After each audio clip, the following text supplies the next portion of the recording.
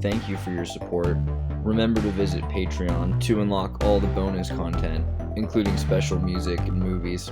Some of the most important work on electricity that can only be described as quintessential, groundbreaking, and juicy. If you join the fellowship before January 31st, I'll send you some cool custom Tartarian stickers in the mail, and librarians get a special surprise. So remember to check that out. Visit the website xart.us. Let's do another video on occult science. And I wanted to bring up a guy named Samuel Aun Weir. And you can find his books on the internet by searching for Kabbalah of the Mayan Mysteries.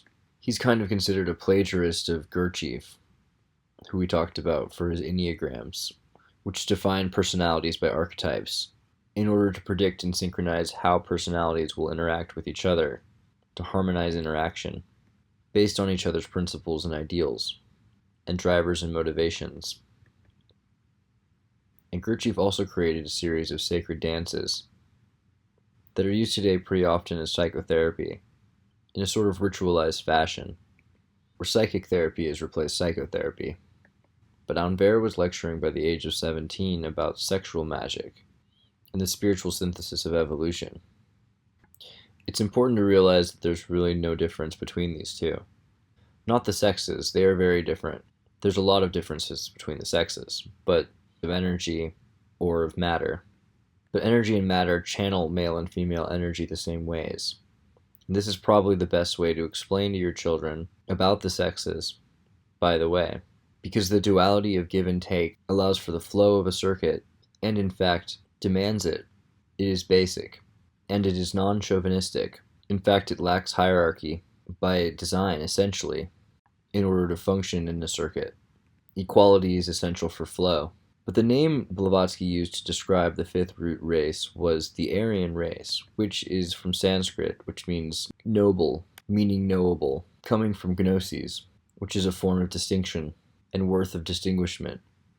It is not coincidence that the most precious metals are the noble metals, and that these metals were the most highly regarded by the ancient civilization.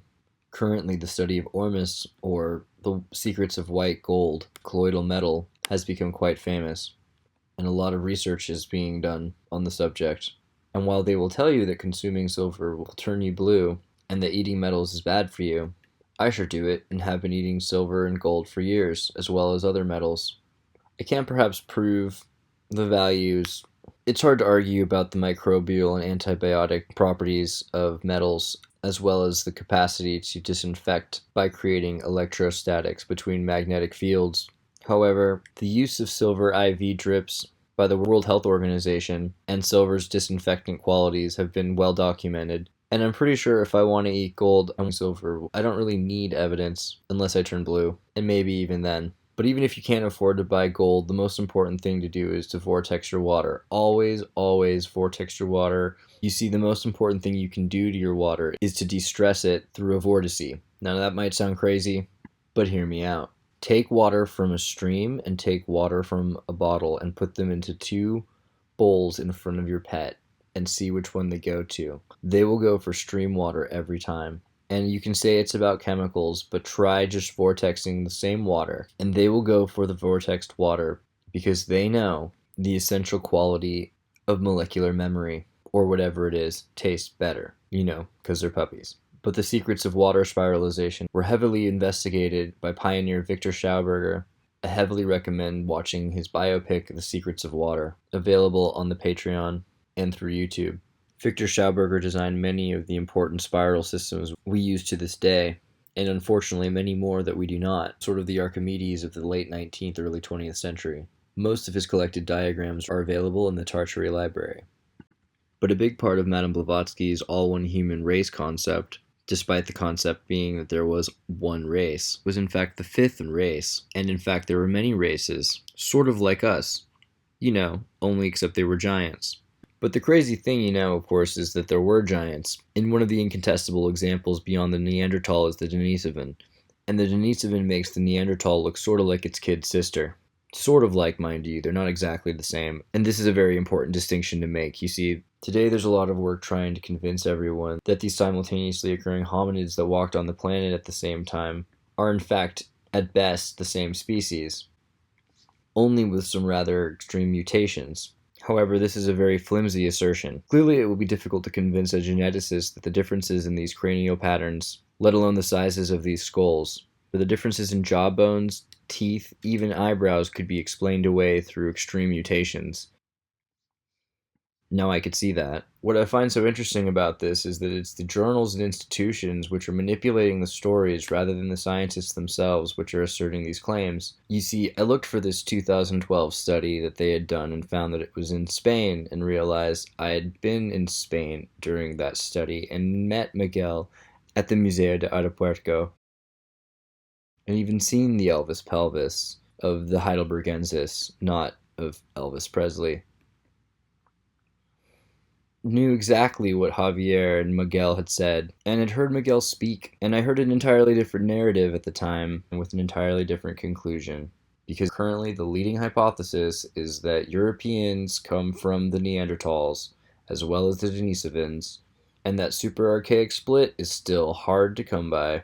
Also, the circumstantial evidence of interbreeding has led scientists to the conclusion that it is quite likely that they were alive at the same time, not spaced out over hundreds of thousands or millions of years. And while they might have had some certain similarities to their DNA that attributed certain likenesses, obviously this is not a complete diversion from kind. However, changes in DNA are significant, and only single lines of promoter sequences can have great variance of change. It's hard to imagine the impact that genes have, but just to think about it, one gene defines whether or not you are hairless, and another would define whether or not your hair would continue to grow all over your body. Another still could define how long you live, or how fast you age by telomere retraction, or whether or not you grow into a giant. My favorite genetic example of variance is the Reeves Muntjac. You see, there are many kinds of Muntjacs. Around the world, there are in fact bizarrely many kinds of Muntjacs. Everywhere from Indonesia to Norway and Ireland, there are Muntjacs. And they're all rather similar, but they all have different chromosome counts. And this is entirely bizarre. It has the highest variance of chromosomes of any species, ranging from the lowest at 7 to the highest at 125. The Indian Muntjac only has 7 chromosomes, while the Reeves Muntjac has 23 pairs of 46, just like humans. With the most variance of chromosome count of any species, they are a gem to study. Because from our understanding of DNA, that should not happen. You see, DNA is essentially a series of computers. DNA is like a string of fireworks that explode in repetition. It's essentially an algorithmic learning system that synthesizes memory and then life. It is a network of chemical quantum computers, of mechanical engines that form a sophisticated symmetry, which operate like machines and make the memory and movement of life possible. But DNA is very digital. It in fact uses a series of hexadecimal binary codes. DNA even has a chemical proofreading system and error correction built in. If that's not a sign of intelligent life, I don't know what is. So DNA is a sort of archive of similar data, and that's what makes the Reeves Muntjacs so interesting, because it's so much similar data in so many different compression schemes to make such entirely similar but entirely unique creatures.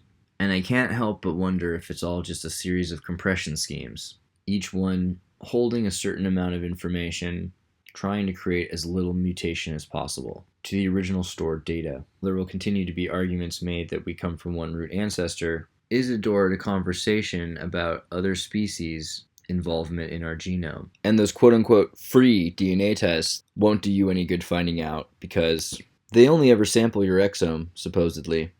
Or at least that's all the information you're ever going to get, or get any information about, because they never give you the information itself. And they don't even give you that itself, they just give you information about it that they've figured out. But your exome only comprises about 1% of your genome, and the other 99% of your DNA is everything before that, which they suspiciously call junk DNA. And when a scientist tells you that 99% of you is junk, that might want to raise your guards. But even as they admit the potential of predictive medicine through promoter sequence discovery in the junk DNA, in the sequence of genomes, geneticists that research these fringe fields of genomics are actually looked at sort of like quacks. But if you're interested to learn more about DNA yourself, get your hands on a copy of Twist Bioscience's Genome Compiler, which is free by the way, and start to study how deep the rabbit hole really goes. And let me know if you do. And I wanted to bring up a Kane Krameric. She is an indigo child who was a child prodigy, painting before she could really talk much. And she painted this picture that really struck me when I saw it years ago. And clearly she's inspired, but I ask you, by what? Considering that she was homeschooled and never had a television, something tells me that at 5 or 6 years old, or perhaps it's intuitive or it's ingrained, that there was some sort of a giant flood in the lost lands, such as in the Javanese islands, where there are thousands of islands, in fact, more islands than have yet been discovered. Early research pointed to Java, not Africa, for an origin theory. The cultures of Java were remnant across the world, and while at the time the indigenous Javanese islanders were considered cultureless and savage, we also know it as the cultural inspiration for Europe's obsession with Malaysian architecture and culture.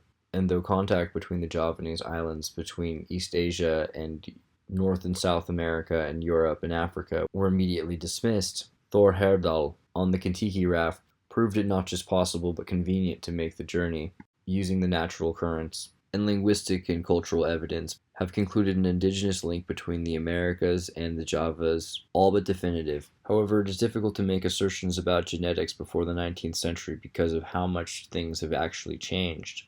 And here, for some perspective, let's talk about the San Francisco bubonic plague. And for those of you that didn't know that there was a bubonic plague in San Francisco, it's just slightly worse than you're imagining. And it was not the only one. However, it's the first one reported at the beginning of the 20th century. Eventually, all of Chinatown and lots of San Francisco proper were quarantined. Parts were burned. People were killed. And it's perhaps no coincidence that the bubonic plague of San Francisco culminated in the Great Fire of San Francisco and Great Earthquake of San Francisco of 1906. The devastation surrounding the plagues and earthquakes and fires are completely unfathomable. The loss of people and places, the things they had, and all of the records about them, the libraries, everything that was burned, completely destroyed, lost. But more than that, an entire way of life was lost. In fact, this is San Francisco during the Black Plague. Just for some perspective, notice the depth, notice the electricity, notice the municipal rail, the electric cable cars and public transportation, all at the turn of the century. Notice the cleanliness, notice the scale, notice the grandeur. San Francisco was developed and much more beautiful. It is entirely different than the City of Hills today. And that's just one little plague. That's not even polio or tuberculosis or the Great Influenza, which might as well have been the Black Plague of our time and claimed the lives of 1 in 7 on the planet. So who amongst us can remember what came before? Because all we have are these stories and these pictures, and their references to inferred grandeur, and more evidence than anything else of iconoclasm.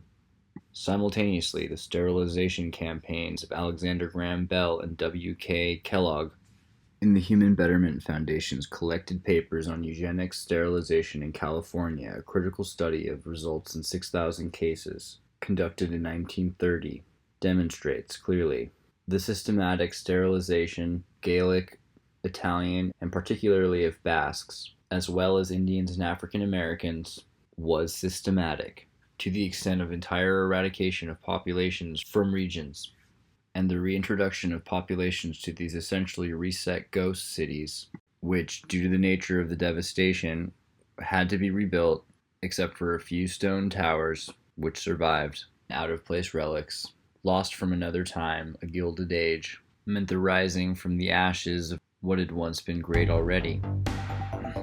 Thank you for your support.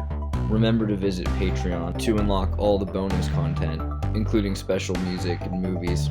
Some of the most important work on electricity that can only be described as quintessential, groundbreaking, and juicy.